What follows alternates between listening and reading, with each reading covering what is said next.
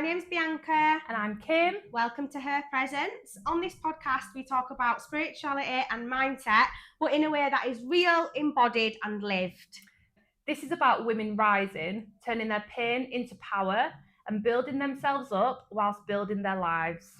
In this episode, we're going to delve deep into Bianca's story, how she's turned her pain into power from childhood trauma, grief, loss, and turned it into a successful business of spirituality and helping to guide others.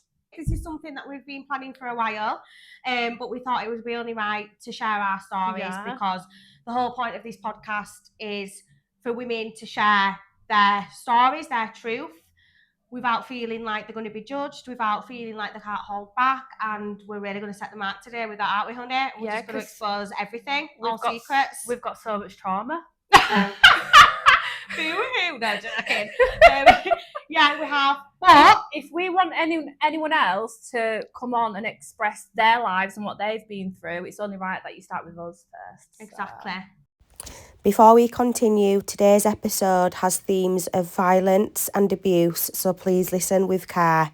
And also the odd swear word, because it wouldn't be me if I didn't swear. And yeah, I think we've So- both been the girls that have been a bit fucked up, a bit wild, a bit...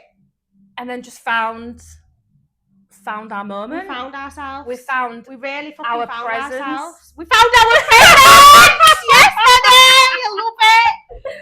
So, should we tell them about how we've met first? yeah, I think that's a good place to start. So, a little bit of context. To how we came together. Yeah, I own a beauty salon, and I've always been very much interested in the spiritual world. I always have these dips in and out of spirituality. I've always been obsessed with it, and sometimes I can get my head really into the game, and then sometimes I slip off it. But last year, around May time, I was reading a book about someone who had their awakening. And the one thing that they had in this book that they spoke about was they had a mentor. So in that moment, I knew it. I knew I needed a mentor. So I asked the universe, I need a mentor. Send me a mentor. And then when did I meet your mum? It must have been, it wasn't long after May last year, I don't think. Because... So, yeah. Oh, no, wait. I don't know. Don't even ask me, because I've got time blindness. At some point, I would say maybe August moving forwards, Bianca's mum, she'd actually been coming into the salon a while, but had never been to me. And then she'd booked in with me this one day. And I still remember the conversation because it was so funny. I'm just doing a brow shape and regular conversation. Oh, so are you doing anything later? And your mum were like, oh, I've got a client later. I was like, what do you do? She's like, oh, I do Reiki. And then she must have said something else. And I said to her, Are you a medium? Are you a medium? And she's like, yeah. And from that moment, Kim was obsessed with my mum. I was screaming in the salon. I was like, oh my God, the girls were all laughing. And then, yeah. But then she hadn't left her alone since. I have not, no. So I started going to Bianca's mum for Reiki. And then she introduced us to host a clairvoyant night here. Well, to cut into the story, from whilst this is all going on with Kim and my mum's coming home and saying, oh my God, Bianca, I've met this girl in the salon, you'll love her, she reminds me of you, I'm sure she's got ADHD, you know. Right, okay, mum. She said, you need to get together, because whilst you'd been manifesting a mentor to come in and help you with your spirituality, I'd been trying to manifest a friend who was savvy and business-minded, and who was successful in business and who keeps self accountable, because that's something that I slip off of and that's something that I slip in and out of.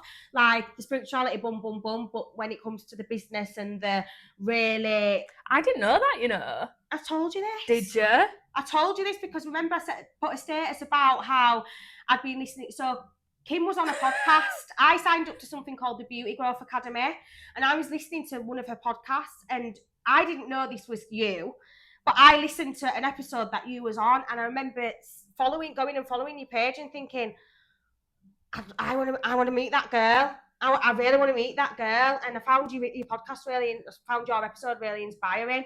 Little did I know that you was the girl that my mum was going to Reiki for. And my mum was like, Bianca, you need to meet this girl. You're going to love her. Did you tell me this that first night we met? Yeah, when we Oh, pissed. right, we've had two episodes. That's why. Yeah, we did. Yeah, I told you, yeah. And Oh I my put a status about God. it as well. Just saying how it's funny how we've been aligned about, and I put about the podcast on there. Yeah. So we both kind of manifested each other, really. Cheers for that. Cheers, guys. We need to make sure we don't have too many of them. I know. Wait till after. So, well, that's how. Well, yeah, that's how we met. So... And now I'm part of your membership, so I can meet Bianca on a monthly basis and just try and just align with my higher self. And honestly, it's sent some curveballs. A lot of shit's changed in Kim's life since she signed up to the membership, and that's because you was already intuitive anyway, but you'd been slightly disconnected from your intuition. Yeah. And I think you was questioning yourself so much. And I think, I mean, not to blow my own trumpet, because it's not me doing it anyway, it's spirit, you know, but just having them sessions has really connected you back to your intuition, and your higher self is becoming more and more apparent, and you're embodying it more and more. And like, I've seen a big difference in the space of a couple of months. And it's uncomfortable. Yeah, and it always is. It's scary. Yeah. But I can't wait for the end. Exactly. And well, not the end, but, you know, in 6 months' time to be like, because where am I now? In the membership, we always start off with the darker side of things. Well, we say it's the darker side, but it's not. It's the inner child work and, you know, the healing. And I was really scared to do inner child work. But you did amazing. I know. You so did. I remember seeing, before I'd started the membership, Bianca had put a story up saying she'd got this mirror. And this was to do inner child work, and I was mirror on the wall. Who is the fairest of them all? So I was really apprehensive. Bianca fucking Regan, bitch. No, go on. No, I was just really apprehensive, but it's because I knew it'd bring stuff up. Yeah, I knew it would, and I cried like a baby. Yeah, and then you text me within half an hour saying, "Oh my fucking God, I feel amazing." Yeah. I've been. Do you know what's funny actually? In my bag that I brought with all my stuff in today, there's a book in there that I still haven't got out, and it's a book to do shadow work on. Do you know how long I've had that book for? Yeah. About a year, maybe longer. Just sat in your bag? Just sat in there. And I looked at it today and I thought... In the same bag, carrying it around every day? Yeah. Well, not every day. It's just got my laptop in and stuff. I thought you meant it was just in your handbag that you use every day. You just never thought to take the book out of it. And that's how much I've avoided all of that work. Well... But I'm here now. Yeah, you're embracing it, honey. Yeah. Proud of you. So, what do you do? What do I do? Oh, because Kim doesn't know about anything I do. So I am a spiritual coach and clairvoyant. I started off spiritual work doing your standard one-to-one clairvoyant readings, channeling spirit, speaking to loved ones, comforting those who have lost somebody, past, present, future tarot. And within a couple of months of doing those readings, I knew that that wasn't my style. And I was picking up on where people couldn't see where they were going wrong, but I could. And it wasn't in a way that was like, you're doing that wrong, you're doing this wrong, you should be doing this, you should be doing that. It was more holding a mirror up to their own soul for them to be able to recognise things that they'd not even realised about themselves. Yeah. And as I started to like integrate that more into my readings, that's when I started to see like a difference where people were messaging me and being like, oh my God, babe, that was the best reading I've ever had. Because I've come away feeling not only lighter, but I've actually got an actionable plan in my mind to move forward with that's going to help me on my journey of life, as opposed to just going to a reader, hearing about your past, present and future, and then being like, okay, that's my life and that's how it's going to be. Well, no. Yeah. Because when you go for that reading, the future is based on the present moment. Your future can change at the drop of a hat. We've got so many different timelines going on at once, and it takes one decision for your whole future to change. So going to a reader and fixating on a future that's not set in stone, it's not something that sits right with me. And I'll always make that very, very clear to my clients. And I think you can make it go that way. You can make it go whatever the fuck way you want. And this is another thing. But you got, off the reading, what they, right, so just as an example, right, I went for a reading when my eldest was about 3 or 4. And she said to me, this is your son, his dad's not going to be involved. I didn't believe her, but that was right. you're going to have a baby really soon, sooner than you think, and Yeah. it's going to be to this man, and he's going to have dark hair, and he's going to have broad shoulders, and he's going to have a 6 o'clock shadow, which means like a stubble, and he's going to have a nice bum. So what did I do? You went and found the guy and had a baby to him. Yeah. I was scrolling on Facebook, and then he was there. And so then, this, yeah. I mean, this is a whole nother episode. This is a whole fucking other line that we need to go down on another episode. But this is where some readers, I mean, I don't even know if I should really go into this right now, but this is why people think that sometimes it's devil's work. Right. Because sometimes, this is why you've got to be really careful who you go to for readings as well. Because spirit come from heaven into the middle ground, and we come up out of our higher chakras and we go to the middle ground and we meet in the middle ground, but we don't know who else is in the middle ground, and there can be other spirits that have bad intentions within the middle ground. And if you are not practicing spiritual hygiene to the point that you should be, or you're not, I don't know if I should even go into this on this one. I don't want to go into it. That's fine. I'm not going into it. We can snip that We'll out snip anyway. that out. We'll do that another episode because I'm not Yeah. going to go down that rabbit hole right now. I'm not fucking doing it. Anyway, but yeah, and that's what can happen. So I'll give you a little story as well about a reading that I had. So I had a reading from a very well-known woman in Leeds, and she told me, she said, you're going to, Sharon. All right, yeah. She said, you're going to go on holiday to Dubai, you're going to meet someone in the airport, he's either going to be a footballer or a DJ. He's famous, but he's not like famous like Ronaldo famous, but those who know about football in his country will know about him. Those who know about DJing in their country will know about him. He's well known. She said, you're going to meet him on an airplane. She said, and you're going to end up moving to Dubai with him. Fuck me. Every single holiday I was on, I'm like that. Is it him? Is it him? Is it him? Every flight I got on, I'm like, is it him? Is it him? Is it him? Anyway, I'd gone to Dubai with my little boy. At this point, it had been about probably nearly a year since the reading, and I'd already been to Dubai once, so I didn't think anything of it. So you just kept buying plane tickets to Dubai? So, I've got on the airplane with my son, walking down the aisle. I've looked to my left, there's this mixed-race boy sat there, and he looked at me and he went, and his little eyes lit up, so I was like, just carried on toddling off down the plane with my son, went and sat down. We was like at least a carriage away. Anyway, after the plane had sat off, the guy moved seats. He came, stood up and sat in front of me and Romy. And I was like, you all right? And he was like, yeah, are you? And I was like, what how come you've moved here? And, I just thought I'd come and talk to you. I was like, all right, okay. Anyway, he's got his laptop out and he's like that with his headphones on. I went, oh, what do you do? He went, I'm a DJ. And I live in fucking Dubai. I'm like, oh my God. So then I start sweating, but then I'm looking thinking, he can't be the one. He's not my man. What do you mean? So I'm thinking, oh my God, that's natural. So Roby's playing with him and he's a really lovely guy. And when we got talking, he turned around and said that, I said, oh, so what are you doing then? He went, I'm going home. He went to my mum's funeral. I said, you're joking? He was like, my mum's just passed away. And I was like, oh, that's so sad. I didn't tell him at that point I was a medium or anything.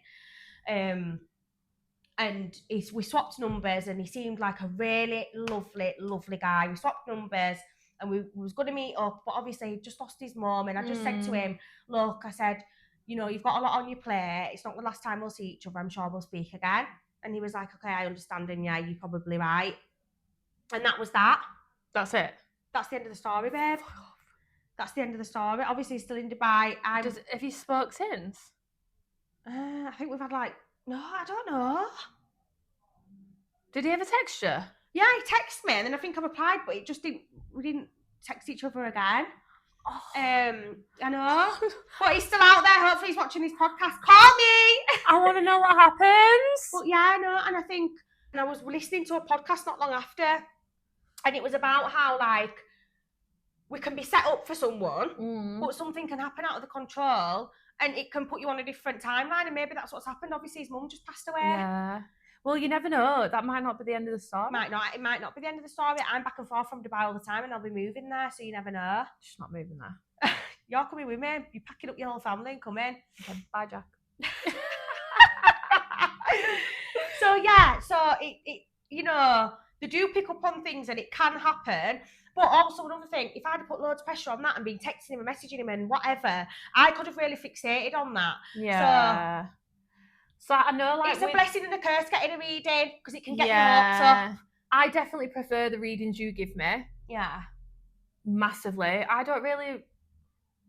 just need to know. I don't want to know what's going to happen next week. No.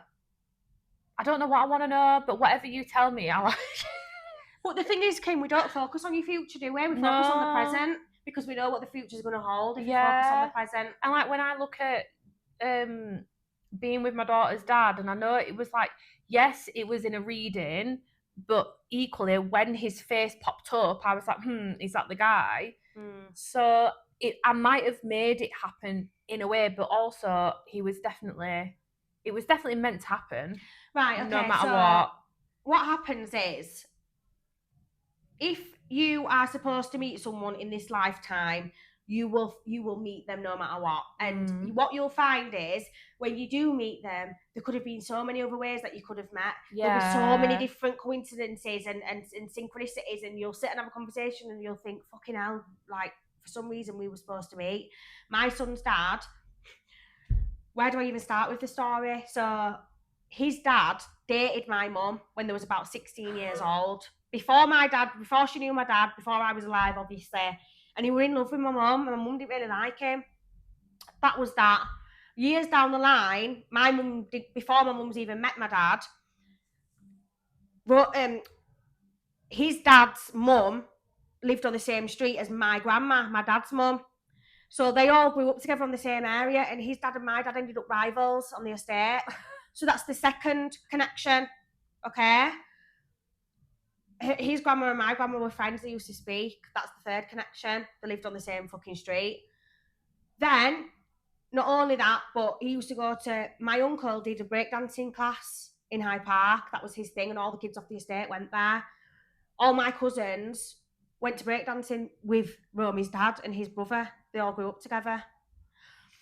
When years have gone on now, obviously my dad's died and whatever, and I'd fallen out with my mum's sister, my auntie. We'd had a fallout, and we got back in contact again. And she was like, Bianca, she said, come on. She said, come and meet me. And so I went to this pub that everybody used to go to, and she was with Romy's granddad. So she was like, this is, your mum knows him, he used to be in love with your mum, oh my God. And he was going, yeah, and your dad, everyone. And we sat talking about family and everything. And I'm like, oh, wow, like, what a small world, blah, blah, blah. A couple of weeks before that, my mum had been saying she wanted an American bulldog. Bearing in mind, I begged my mum for a dog for years, and she said, no, I'm not having a dog. But all of a sudden, she wanted an American bulldog. I've gone back to Romy's granddad's house. What has he got? Puppies, American bulldog puppies. Oh my God. So I've gone home to my mum. I've gone, Mum, I've gone, you know, I'm not going to say his name on here, but I've been with Auntie Charlotte, and he was there, and she was going, no way. And I went, and never guess what he's got, American bulldog. She went, shut up, Bianca. I said, I swear to God. She went, we're going to get one. We've gone to go get the bulldog. His son was there. That's Romy's dad. Right. That's how we met, through his dad. I used to go to, so then I started going to his dad's house and partying with my auntie, and he would always go there because he knew I would come in there. Every single one of them circumstances led us to meeting we had to meet each other. If it wasn't going to be through my mum, it was going to be through my dad. If it wasn't going to be through my dad, it was going to be through his dad, my auntie. All them connections, the dog, everything. We were supposed to have Romy. It was always on our life path. And we've been in so many lives together. He was my brother in another past life, and we were separated at birth.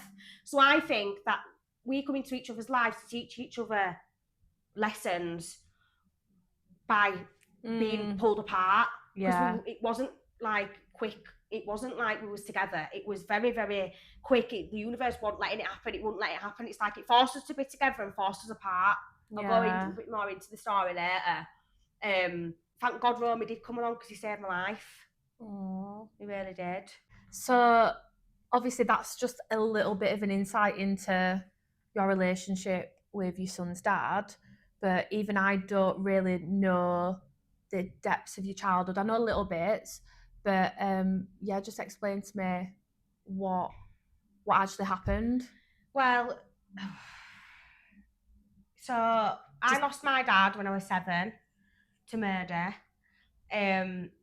My dad was shot, and it because of the lifestyle that he lived. So my dad was like a gangster, you could say.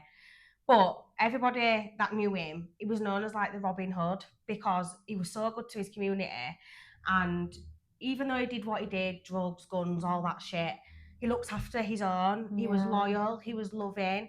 Like, he used to, I know it sounds really bad, but he'd like go and do an armed robbery, like say Argos or something, steal all the PlayStations, and then go to Chapeltown and pull the hood up of his car and give all the PlayStations to all the kids that had nothing in the street. God. And one of the boys in the house party told me that when I started partying. He went, "Do you know what your dad were like?" He said he used to just pull up, go in his car and get money out, and go, "Here, boys," and just give money to everyone. Like, all the kids loved him, all the community loved him. He was just the heart and soul. And he was fucking magnificent, like his energy, just the way that he was.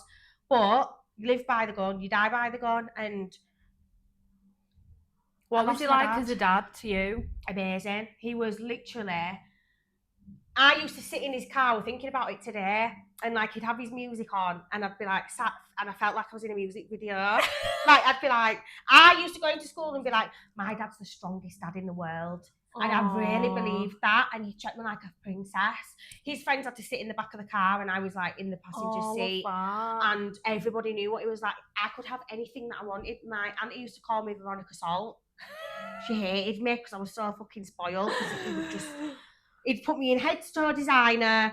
Like, but it's not even just about that though. It was the love that I've never felt that love. And for a long time I chased that love, and it fucked me up when he died. 7 years old.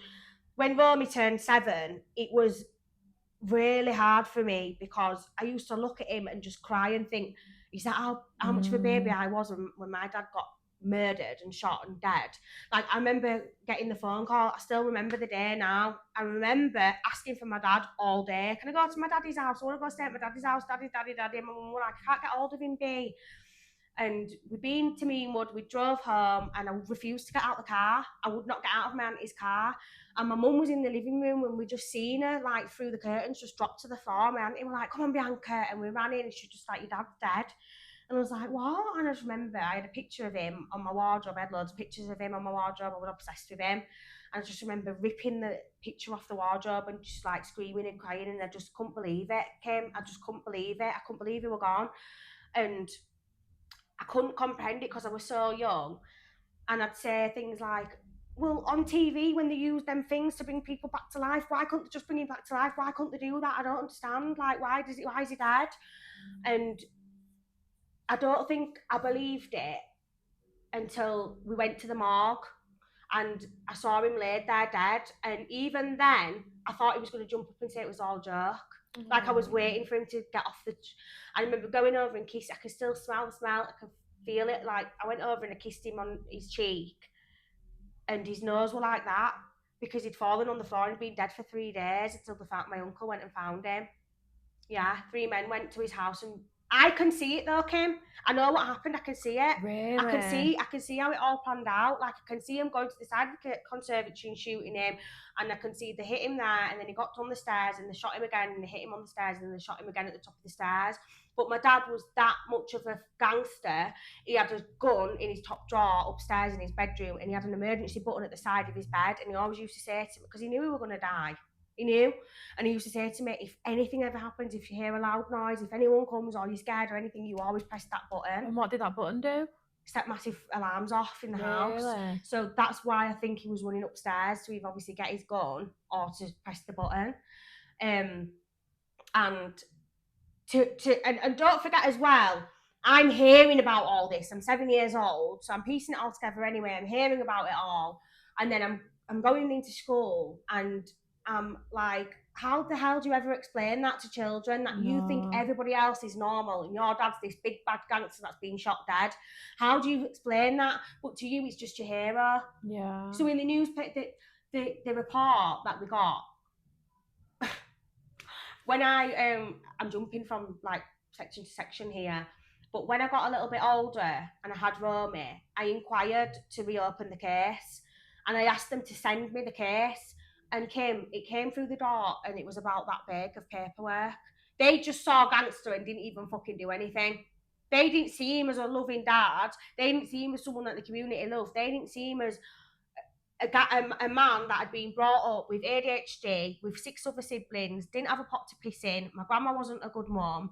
He was fucking intelligent beyond belief, and his way of the only way he knew how to use his intelligence and his wit and his wisdom and his charm was in that lifestyle, doing what he did and becoming the biggest baddest guy, I guess, in his era, kind of like up there with them. And if he would have had the chance and the opportunity to channel that into something else, he would have been the top of. He would have been, you know, a big businessman with multiple companies or whatever, an entrepreneur. Like, he would have been able to make a life for himself. But unfortunately, he didn't get brought up that way. And monkey see, monkey do. So, just on the back of that as well, because obviously, I don't want to say everything happens for a reason, but we're here for a purpose. So you saying about like you and Romy's dad, you're meant to learn from being apart. What do you think is meant to happen in that scenario? Do you think he was always meant to go early? It was his life plan to, he kind of like, in a way, sacrifice himself for me to become who I am today. And that would have been written in his contract for him to grow, for me to grow. And as well for my grandma, because my grandma transmuted her pain into purpose, and she changed so many lives and helped so many children. She was a massive part of the community. So when we met and you briefly told me about your grandma, I can't remember what it was, but obviously I've heard about that, and then it all clicked and I was like, no freaking way. Cat Regan, yeah. So my grandma is known all over West Yorkshire. She's been all over England, doing what she did. When my dad was shot dead, she created a campaign called Mothers Against Guns, and she went all over England doing talks in schools. She went to 10 Downing Street. She was on the news. We're in the Royal Armouries. She fucking did everything she could to spread awareness and to get these kids off the streets and to show them. Like, she had pictures of these boys that had been killed and the brains had been blown out, and she went round and showed these pictures to children to say, this is what's going to happen if you continue to go down this path that you go down. She was like, she was ready to shock people. She wanted to change the world, bless her. And she wasn't like that before my dad died, and I think she blamed herself for my dad dying because she wasn't the best mum, and she probably encouraged the lifestyle because he was bringing back the money. Right. He was bringing home the money, do you know what I mean? Her Danny Regan was the biggest, baddest guy about, do you know what I mean? So she would love that. She did, she loved it. And when he died, it killed her. And I remember being young and going through everything that I was going through. You know, I had ADHD undiagnosed. When I went back to school after my dad died, I had no support from teachers. One of the teachers actually kicked me. He said, get back in the line. Just because your dad's dead don't mean you can do what you want. Oh, my mum went into school and they tried to batter. She had all the teachers pin her down in the playground because she were ready to rip this woman's head off. It were bad. I had to swap classes and everything. Did she get done? No. Miss Haywood, she would call it. What school? Alwoodley Primary School. Don't think she's there anymore. But my mum saw her years later when I was in high school, and she pinned her up against the wall in a cafe and said, I'll never forget what you did to my daughter. It were bad, Kinder. It were bad. I didn't get no support. I felt like nobody heard me. I felt like nobody saw me. I felt I was just absolutely lost. And when I got into high school, obviously my grandma was doing all the campaigning, and she said to me, Bianca, I won't go to your school. And I said to her, Grandma, why do you have to do this? It's so embarrassing. And she said, this is what saved my life. This is what keeps me going. If I wasn't doing this, I'd be dead. Bianca, when you have a child one day, you'll understand how it must feel to lose a child. That's my baby. And this is my mission. And she knew it was her mission. Same way I know this is my mission. Yeah. I'm following in her footsteps, just in a different way. Yeah. But yeah, I just think. Were you really close with her then? Oh, we were like that. Yeah. Like, I don't like to say this, but I would definitely, well, I do like to say it, I was definitely a favourite grandchild. Oh my God, I lived in her pocket. I was with her all the time. I loved her. I was obsessed with her and my dad, all my family. And do you know what? That's one thing. People can say what they want about my family, but we stick together. We've always stuck together. I don't know any other family like us. We're loyal to the bone, and we've always got each other's backs, and we've been through the worst shit possible, even before my grandma. So my great nanny, my dad's grandma, my grandma Pat's mum, she was an alcoholic. She was an Irish woman, rough as toast, racist, even though all the kids were black. Oh, she was scandalous. Some of the things I can't even repeat what she used to call them. Just really, really racist to her own kids and her own grandkids. It were awful. But we laugh about it. And she had my grandma, she had Maggie, and she had Moira, so there were three of them. And they died one after the other. My nanny died, Maggie died, Moira died, my grandma died. And all of the kids had to bring themselves up, really. Like, they didn't have no mums bringing that. My great cousins, my second cousin, my grandma's nieces, all of them, all my cousins had to bring themselves up, going through all that trauma. Then it was my dad, then my grandma. They're all dead. And we've had to just kind of get on with it as a family. Loss after loss after loss. So, and it's been in tragic ways every time as well. So yeah, I've been through some really traumatic experiences that have made my life hell at some point. But you've got two choices: you stay as a victim, you carry on the pattern, you carry on the story, and don't change, break the generational curses, or you pick yourself up off the ground and you fucking become someone to be proud of, not just for you, but your family and those looking down on you as well. Yeah. Okay, so obviously I know about your grandma. I don't know the ins and outs of it. But yeah, should we just go into that a little bit more? Because I feel like you've got a lot of trauma around the area. Yeah. And it's time for you to be brave and share the story. Deep breath. So mental health is fucking real. I'll start off by saying that. People are so fucking ignorant to how mental health destroys people's lives, destroys people's minds, destroys people's families. And do you know why they're ignorant to it? Because they always blame the person. They're so quick to jump to the person who's done something in a state of mental health. And my grandma did what she did. She campaigned against knives, she campaigned against guns, and unfortunately she was killed by a family member who was going through a mental health crisis. And this family member, she loved, she adored, and she brought him up as her own. The relationship was tight. We all loved him. We all still do love him. And he, after my dad died, he went down a bad path. He couldn't comprehend it. You know, that was his big uncle that he looked up to and he loved. And as I say, it traumatised the whole family. And I don't think he ever really got over that. And then he was doing drugs and whatever else. And he ended up getting schizophrenia, psychosis, and he was arrested by the police and they traumatised him. He said that they raped him, but I don't think they did. I think he was just going through psychosis, and instead of them admitting him into hospital, they traumatised him even more. So that after that, he just went on a downward spiral.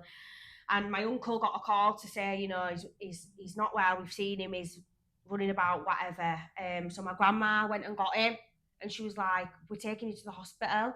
And the hospital turned her away and said, "We'll come and get him tomorrow." And she was like, "No, he's going to do something really, really bad, if not to himself, to somebody else." And there was like, "We haven't got room for him." And they sent him back home. And then that night in the morning, my grandma was found and he'd stabbed her and killed her.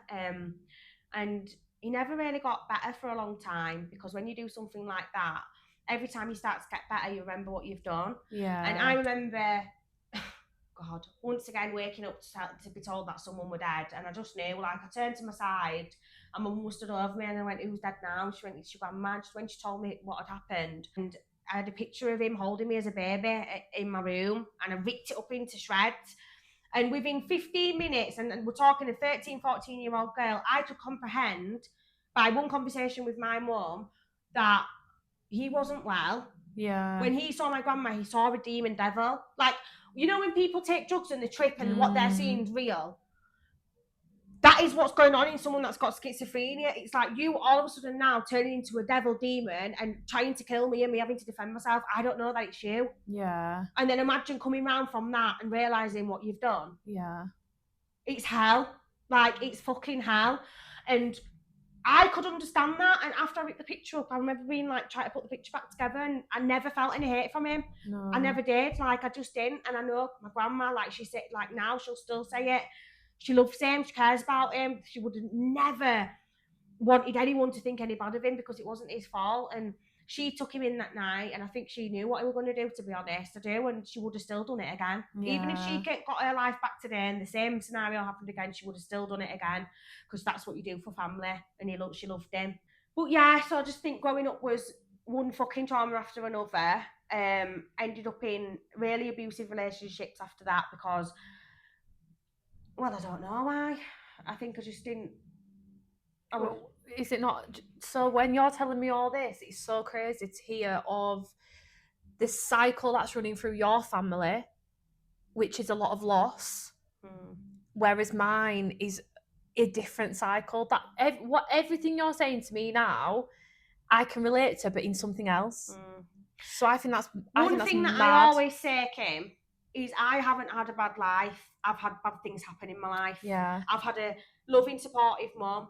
I've never wanted for anything. I've always been best dressed, best fed, best house, best coziest homes, looked after, never had a problem where family's concerned, never been neglected, never been abused, nothing like that.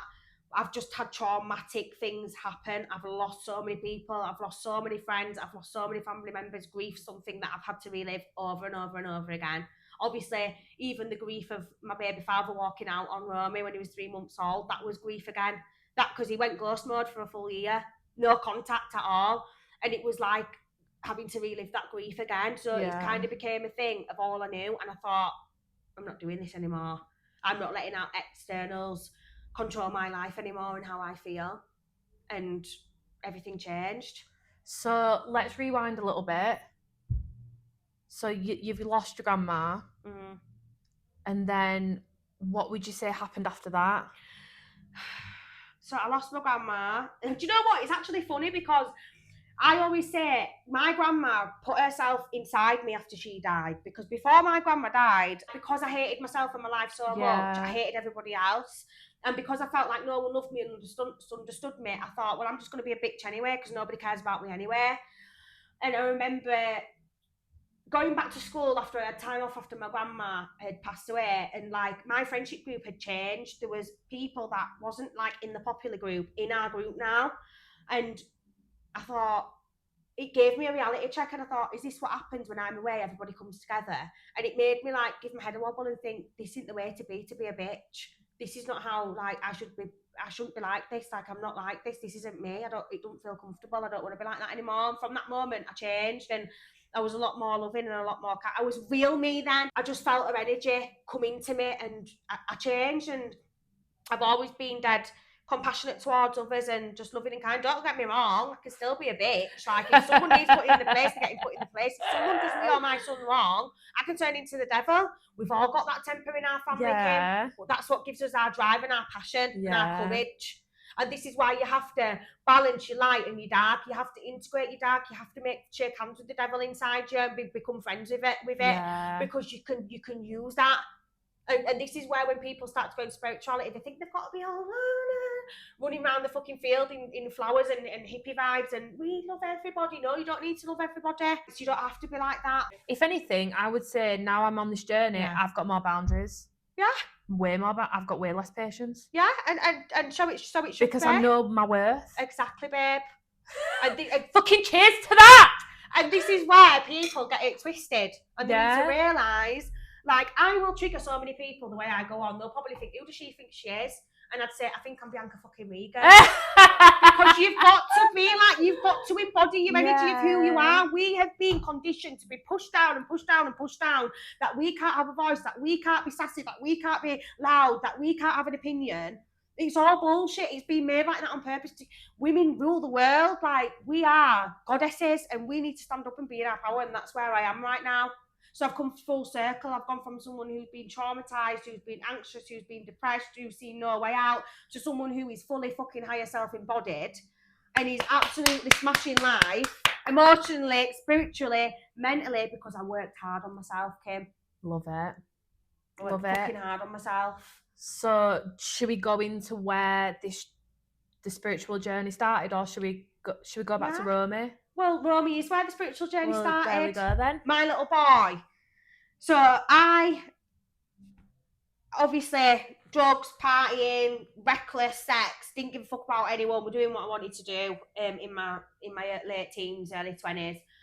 And then, obviously, met Romy's dad, as I said earlier, and that lasted about 3 months. He went off and did what I was doing. He was doing. I went off and did what I was doing. And then my mum kicked me out. I got a little flat. Can I just say, because I don't think we've actually had this discussion, why did he just go? We're not at that bit yet. We're not. No, so he comes back round. Oh, okay. So 3 months. I'm talking about when we met. I was like having a little fling, whatever. And then I said to him, "You need to get a job, or you're out, mate. Like, I'm not going to be with no bum." And I think then he realised that he couldn't live up to my standards, and it just fizzled out, and that was that. And then, no, we were girls. And then when I was, and then a couple of months have gone by, in fact, and I thought, I don't feel right. But I'd been on the implant for 3 years. I've come off the implant. I've gone on the pill, and I remember saying to Romy's dad, "Right, I've swapped contraception, so we need to be careful." And he remembers everything. So he remembered that conversation. I'll come back to that though. So I've swapped, because I was used to not having a period, and then I went on the pill, and I was just taking it as and when, whatever. I don't even know what we're doing with it. And I didn't want on my period because I didn't think no of it. But a couple of months have gone by, and I thought, I don't feel right. I'm pregnant, mate. Something's not right. So I rung my cousin. I said, I'm pregnant, and now I am. And they went, "Oh, go and get a test. We'll stay on the phone." So I've gone into the shop, got 3 tests, gone into the toilet. One of them I did wrong. The other one said negative. How do you do it wrong? I think I left. I pissed in the cup. Weed in the cup. Sorry. That's very weird, like, does it? I've weed in the cup. I've put the thing in, and I've left it in the wee instead of just dipping it in and out. Okay. So I left it in the wee, so it don't work like that. So then I had to do it again. I'm getting all flustered. I've done it again, said negative, done another one, said negative, and I thought, all right, okay, whatever, got on with my life. A couple of months more have gone on, and I'm thinking, I've been drinking and stuff, because obviously I'm not pregnant, I'm doing what I'm doing. And this is really TMI, I don't even really know if I should be saying this, but I'm going to say it anyway. So I'm seeing this guy now, but I've only just started seeing this guy, partying with him. And I've woke up in the morning, and I've gone and looked in the mirror. My tits are like that. My belly's rock solid. And I just went, "Wake up." And he went, "What?" And I went, "I'm pregnant." And he went, "Well, it's not fucking mine. I've had snip or something along them lines." And I said, "I know it's not yours. I'm just telling you." Because I knew who it was. There'd only been, I knew how far, it's from the minute I knew, and it clicked in my head, I knew I was over 16 weeks pregnant. And I thought there was only one guy that I'd been with in that time frame, and that was Romy's dad. Even months after Romy's dad had not been with anyone. So there was a massive, there was 6 months where it had only been him. And I knew, and I was like, oh my God. So I've gone back again, got another pregnancy test again, said negative again. So I've gone out, I thought, all right, it's just all in my head. I've gone out, partied, come home, looked in my makeup bag the next day, and it had changed from negative to positive. Oh my God. And I was like, and I remember it was like Christmas Day or the day before Christmas Day. I was sat there at my mum's, and I'm like picking my nails, and she went, "What?" And I went, "She went, you're pregnant, aren't you?" I went, "Yeah." She went, "Whose is it?" I said, "Yeah." She went, "I knew you." She said, "I knew it was." She said, "I knew." She said, "I fucking knew." How far are you? I went, "I must be like 20 weeks, Mum." She's like, "Oh my God." Anyway, I've gone to the hospital, got a scan, they turned the screen round. It was a full-blown baby on the screen. Did you have a bump? No, Kim, I didn't have anything. That's fucking My mad. stomach was a bit hard at the bottom, and my boobs have grown, but because the text kept saying negative, because they had to say negative, because if not, I'd have got an abortion. If I'd have known up to 12 weeks, maybe even 14 at that time, I wouldn't now. But back then I was young, I didn't want kids or partying. I'd been doing seasons in Iron Apple. Couldn't think of anything worse than having a child. Couldn't think of anything worse, Kim. I was devastated. That is wild. I was devastated, babe. So I've gone, so I'm like, right, Mum. She went, right. I said, you're telling him, I'm not telling him. So my mum's rung his dad and said, Abby's pregnant. And anyway, he couldn't come running up to my flat fast enough. He was absolutely over the moon and I was devastated.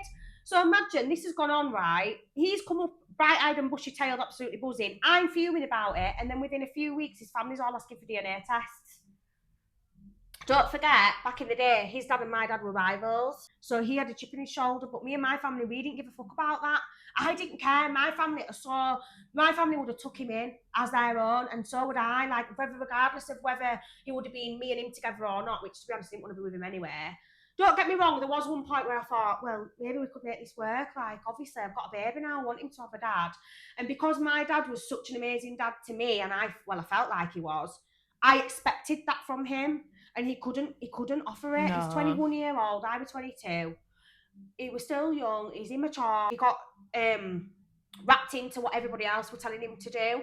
And he was saying one thing to me, saying he wanted to be there for me and the baby, but then he had his family in his ear like that, and it made my pregnancy hell, because I just thought, I don't even want this baby, and you lot are going on like I'm trying to pin this on him when I don't even want this baby. Yeah. Last thing I would have wanted, especially, is for him to be the dad when I know he don't have a pot to piss in, so it's going to be me paying for everything. I already dumped him because he didn't have no money. Why would I be trying to pin a baby on him?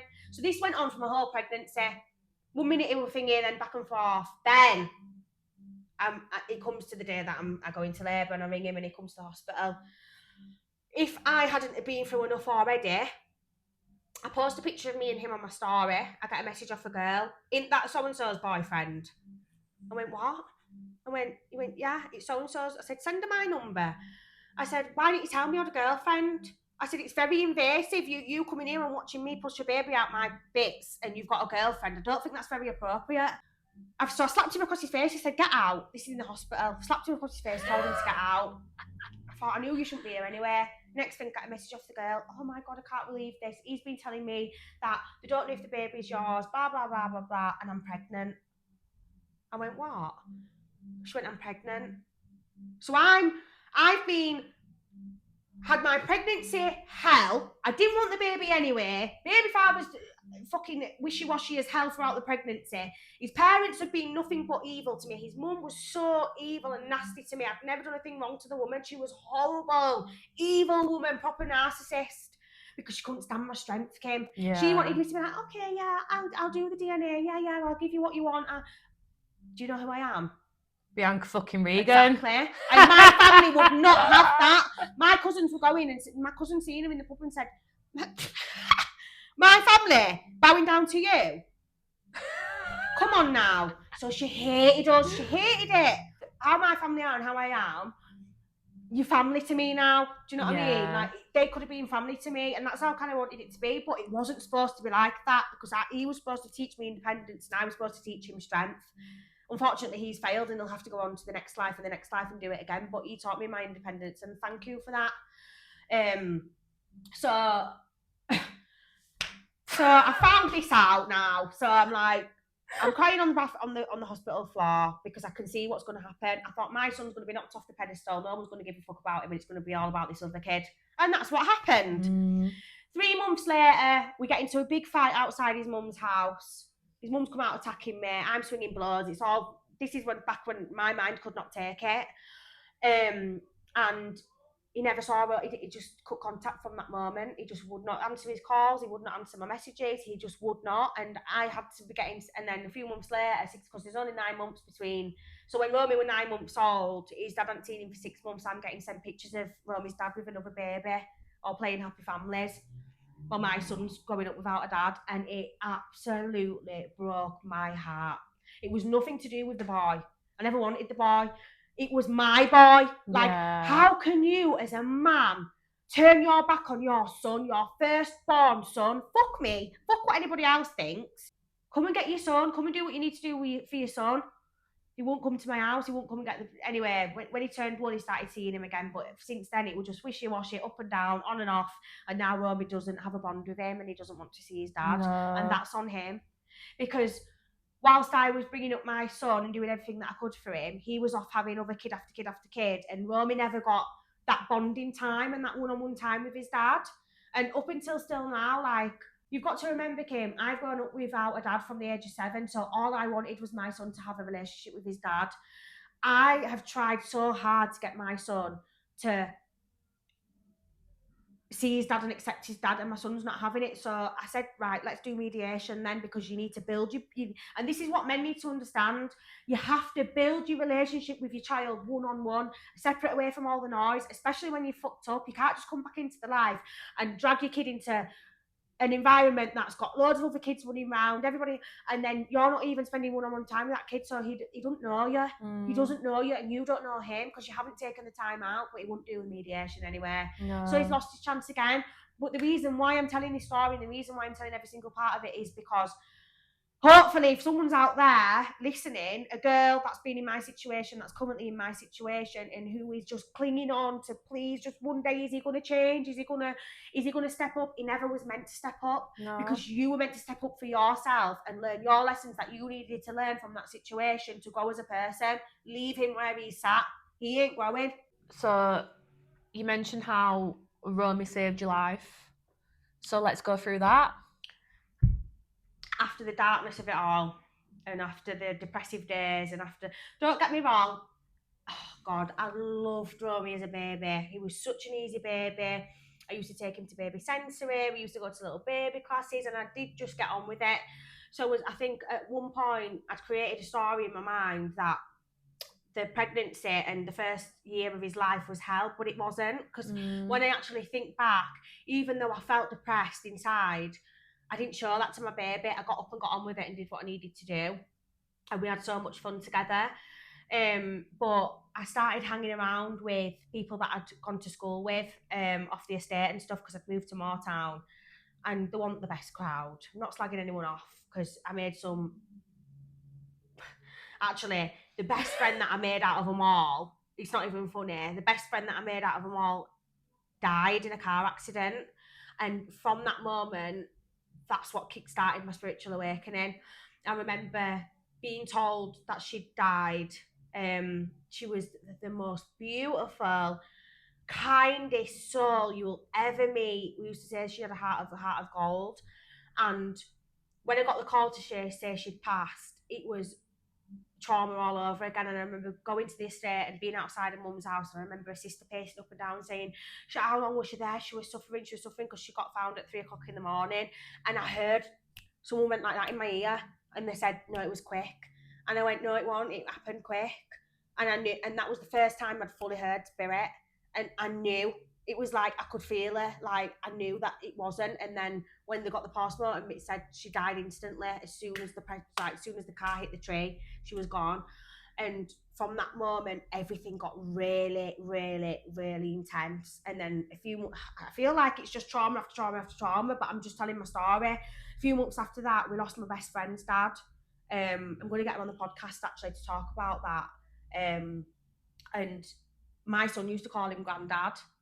He said to me, I asked him if he'd walk me down the aisle when I got married, and he started crying. He was the softest, sweetest man. I loved him. And again, it was more trauma, but this time, the trauma, and that was in the space of a few months from each other, and I was stick thin. I just wasn't eating, I wasn't sleeping. And even though I'd been through that dark time again, this time something changed, and it was like, my awareness switched. Everything became so clear. I started hearing conversations before they were said. I started seeing things happen before they happened. I was seeing patterns connecting throughout my timeline. Everything made sense. Everything was clicking. Everything was just... And I thought, I'm going to manifest myself out this flat. And I started visualising what I wanted my house to look like, where I wanted it to be, what I wanted the colour scheme to be. And when I moved, I'd been doing a lot of self-development work. Which, to be honest, I'd started self-development work when I was 19 years old. So I've always been very emotionally intelligent. And I went through like a year of my life trying to change my mindset, because I used to have really intrusive thoughts, negative thoughts, that everything bad was going to happen, and everything was a negative. So I'd already started the self-development work, and I dripped and drabbed out of it over the years. But when that happened with John and Tori, I was fixated on it. I was like, no, I'm going to change my life. And I remember getting more into manifestation. I got the house. The first night I was moved in, I remember laying on the floor with Sarah, my best friend, and crying my fucking eyes out because I was like, I've manifested the house. I've started my lash business. Everything on paper was right, but still within my heart, I was still sad. So that's when I started going into my soul. That's when I started doing the meditating. That's when I started speaking to my guides and my angels. And the minute I made that decision, everyone around me that I thought was my friends at the time, I mean, I've always had my core best friends, but all the other acquaintances just started dropping like flies. I wasn't dating, I wasn't speaking to any boys. I was on my own, and my best friend, she moved to Dubai, and I was even more on my own, and I had to sit in it, and I had to feel it, and I had to relive everything that I'd been through, my dad, the trauma with my grandma, everything. And it was through solitude that I had my spiritual awakening, and I started to see and hear spirit. I went to, on Christmas Day, I went to my cousin's neighbours, and I was telling them, oh yeah, I do tarot, because I've been doing tarot for years at this point. Started doing tarot when I was 20 years old. No, about 22 years old. And they went, well, try and do it without the tarot. And I said, well, all right. And I just closed my eyes and focused on my third eye, and I could see I described.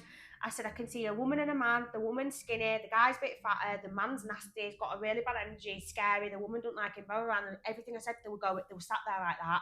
And I went, what? And she went, that's my dad and that's my mom. And the other girl went, that's my grandma and granddad. And I was going, what? And they were like, what? And I was like, what? And then I went, I can see a ring, I can see a negated ring. She went, my boyfriend gave me a ring last week. I said, I can see you sat on the floor surrounded by paperwork. And she went, I'll try to sort my bills out. I've been trying to get... And everything I was saying, it was like, boom, boom, boom. And I was like, oh my God. Oh my what God. the fuck is You've going got the on? power. Yeah, I've got the power. And when I was little, all I wanted to be was magic. I was obsessed with like mermaids and fairies, and I really felt like I had this like magical power about me. I mean, I know all kids do, but mine was like, I was obsessed with it, and I thought, fucking hell, I am actually magic. Like, what is going on? So yeah, so everything from that moment changed. I started doing readings. I met Ellie, bless her, and we started doing events together. And yeah, I just really got into aligning myself with my soul and who I was always supposed to be, and really, really, really worked hard on the self-development, the mindset, but also the spirituality, because you have to combine the two in order to be a human, living in a human experience. Yeah. You can't be all up in the spirit world. You can't be all up in soul, because then you get lost in grounding it. And then you can't be all grounded, work, hustle, because then you lose yourself and you feel a bit lost. So combining the two creates a fucking powerhouse. And I'm not saying that I'm perfect, because I'm not. I still have my bad days. You have to work on yourself constantly throughout life. But it all makes sense now as to why I had to have the life that I had, because I'm on this planet to help and inspire and guide others so that they can transmute their pain into purpose as well. And from now on, it's just going to go up and up and up and up and up. And I can confidently say that, because I know what I'm doing is pure intentions, and I know what I'm doing is what I've done in other lifetimes as well. Like, it's like the minute I could see spirit, it all just fell into place. A lot of people, they'll try and force it. They'll go to tarot classes, they'll go to clairvoyant classes and try and... That's a recipe for disaster. That's what gives the rest of us a bad name. That's what invites other demons and entities and whatever in, because you're not naturally attuned to do that. That's not your life path. You're trying to force it. And then that's why you get all your religious people saying that we're working with the devil and whatever. If you have been brought onto this planet with a gift like I have to use it in the way that I am using, it can only be for the highest greater good. Yeah. So, do you think everyone's got the gift? We're all spiritual beings. Yeah. We're spiritual beings in a human body, living a human experience on Earth. Are we all here to tap into the energy of clairvoyancy? No, we're not. No. Could we if we want to? Yeah. Is it something that we need to do for our own self? So, for instance, for example, my whole point of what I do is to teach women to align to their higher self, which is their soul. Once you open up your intuition and you align to your higher self, you start to see the synchronicities, you start to trust your intuition more, you start to see things on a more spiritual level. Does that mean then that you're going to start seeing spirit and doing readings? No, it doesn't. It means that you can use your own spiritual power to help you on your life purpose and your life journey, and however that unfolds. Yeah. But we're all spiritual, we're all spirit, so yeah. Yeah. So everything that you've been saying throughout all of this, I'm just seeing. I don't know how to describe it. Go on, what do you mean? We're on a very similar path. Okay. I think we're on a very similar path, but just different cycles, I would say. Even you describing you being a child and wanting to be magic, like that was me as a child, very much so. I just think that's fucking mad. And now we're doing it together, honey! I just think it's mad. I think what I wanted to ask you is, do you believe you've brought that cycle in your family now, especially like I know I have. A lot of trauma. I think you have anyway. There's always going to be people dying. We can't change that. But like when I compare my life to your life, I've not really lost anyone. Yeah. So to hear someone who's lost so many people is... Even up until a couple of years ago, last year, I lost my friend Neil, who I've grown up with. He used to come, we lived on the same street growing up, we went to the same nursery, the same school, and he was my neighbour. And he used to come and knock on my window and call for me. And he used to steal my teddies out of my bedroom window because we lived on a ground floor flat. And he'd come in my house and go, "Can I go on Mr. Bobby? Remember Mr. Bobby?" Yeah! And I had an inflatable chair, and he used to come and he used to sit in my living room and get cosy on it. And I absolutely loved him. He was amazing, and he died last year of cancer, bless him, God bless him, but he comes through to me all the time, Kim. All the time, especially when he first passed, it was all... I remember being... after I did my first night here, I was driving home. Oh my God. I've never cried on Instagram or TikTok or anything before, but this night I cried my eyes out and I was howling down the phone to my story because I had to tell the story. I'd just done my first clairvoyant night here on my own because before that I was doing clairvoyant nights with Ellie. And I was driving home, and to get home I have to drive past the cemetery that he's buried in. And the second, and I mean the second, I drove past his grave, Biggie came on, his funeral song. If you don't know, now you know. And I bawled my eyes out because how do you explain that? No. How do you explain that? And I couldn't believe it. And I cried for about 2 hours. I rung Ellie. Thank you, Neil. And it's him showing me his support. Bless him. He's always showing me support. And Tori, like she comes through to me. At one point when I moved into the house, like what I was saying earlier, when I still wasn't there 100% mentally, and my self-confidence had dipped. And that would always be the time that Tori would come in and give me a pep talk in spirit. Because when we were friends, I used to do that for her. She'd get upset about stuff and I'd give her a pep talk and be like, "You're beautiful, you're amazing, you're this," and I'd big her up all the time. And now I could cry talking about this. Now, like when I get like that or I've been through stages like that, she comes in and she does the same thing for me. Oh my God. And it's great. And that's why having this gift is beautiful as well. Yeah. No one can ever tell me that that's not real. No. When I've been such a spiritual fan. We know that. My whole life. You're obsessed, aren't you? You love it. So when someone tries to question it, I'm like, shut the fuck up. Yeah, just shut the fuck up. So it's funny because who was I speaking to today who wants to book into a reading with you? She's probably going to watch this because I know she's going to watch this, right? Hi, honey. But she wants to book a reading with you and Reiki with your mum. Yeah. But she was like, but if I message them on Instagram, they're going to know me information and blah, blah, blah, and, you know, this and that. And I was like... I don't look on people's pages. Look, do you really think she's going to sit there and go through your Instagram and try and find out as much information about you as possible? Absolutely not. I do multiple readings today, so it wouldn't even... And that's what my memory's like as well. And I said... I've got ADHD, I can't remember shit. I said, all they're going to do is, before you go there, is connect to your guides and angels. They're going to get the messages through before you even come. Yeah. Same as your mum would do the same as well. I said, they're not going to do the research. I've had women from Glasgow, I've had Irish women, I've had women from London, I've had women from all over that I could never even know anything about. And do you know what the maddest thing is? As soon as they've gone, I forget everything. Yeah. My brain can't... If we've remembered everything about everyone, it'd fuck us up. You have to let go of the energy. Yeah. But as well, to build up your Instagram, like any business, you'll follow people, won't you? As soon as someone follows me, I unfollow them because I don't want to be biased by what's on their page, and I don't want other people's lives on my page. I'm very intentional about what I've got. I've only got spiritual mindset, people that I know. So I ain't looking on nobody's shit. Like I'm not. No. Well, you know me, I'm biggest supporter. And to be honest, if that's what she thinks, maybe she shouldn't book a reading in because that's not the energy she should be coming with for a reading. No, and I said that to her. I went, you can't go in there with that. No. You need to go in there open-minded. I said open-minded because if you're closed off, I said the best. Just get a shit reading. And to be fair, I think it was someone else I was speaking to as well. Can you tell I talk about this all day long? I think it was yesterday I was speaking to someone about it. Someone had gone for a reading with that Sharon. Yeah. And she was saying, I was feeling really bad actually because I wasn't giving her anything. And I was like, I get it, but also you're blocking yourself off. Yeah.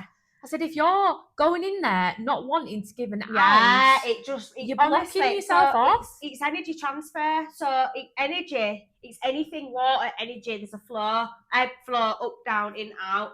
And I love readings when it's like a conversation. Yeah. Because then they'll go, oh my God, and this, and I'll go, oh, well, they're saying that. And it's literally like, boom, boom, boom, boom. The more open you are. Don't get me wrong, I'll always say, I remember I've said to you a few times, don't tell me. I know. I don't want everything. But if you want to say something in a reading, you can say it. Yeah. Because when you say that, it's just going to bring 10 more downloads to me. I know. And I don't know why people don't do that. But that's me. The thing is, I've grown up with it, so I just don't understand people who don't believe in it. On the back of that, I've got another client who is, I think she's a psychologist. Okay. So very science-based and whatever. And then when she came to me as a client, we got into debates. I mean, it was friendly debates, but I'm like, how do you explain this then? Well, why don't you ask her about Joe Dispenza next time you see her? But I've always said anyway, it's also interlinked. It's the same thing. Yeah.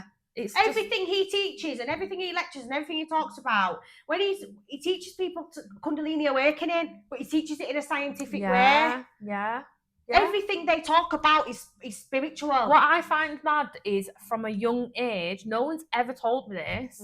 From a young age, I feel like I had these images of science and not religion, but spiritual stuff, Jesus, all that stuff. I feel like I always had images of them being interlinked. Did you? 100. So I've always known it. I've always known it. I'm like, it was just there already in my body. It was a knowing already that I knew it was the same thing anyway. So no one's ever told me that. No. So. Well, you're lucky because some people come down here and they don't know. They've got to learn all that, but you've got it already within you. Got it. You've got it, honey. Ready to go. Thank you for people that have listened to me going on and on about all the family members and friends that have dropped dead.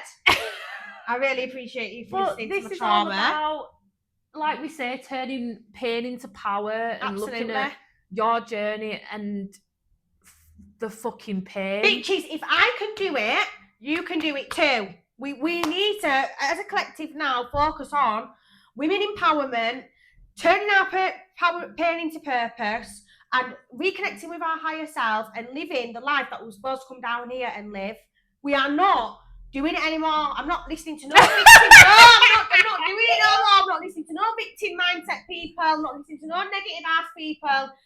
It's this here, what we've got going on, her presence is for open-minded women who are already self-aware, who understand it without even having to be said. They just know, and it's going to relate to so many people. Like, even obviously we've had brief conversations before, but not like what we've just had now. And it's even relating to me. So if it relates to me, it's going to relate exactly, to babe. And we want people who relate to us, and we relate to them, and that's what it's all about. So in the next episode, we're going to jump onto Kim's journey, and I'm going to grill the fuck out of Kim. I'm going to ask her all the questions that everybody wants to know. But yeah. On cheers, that note, darling. Cheers. Thanks for sharing your story. You're welcome.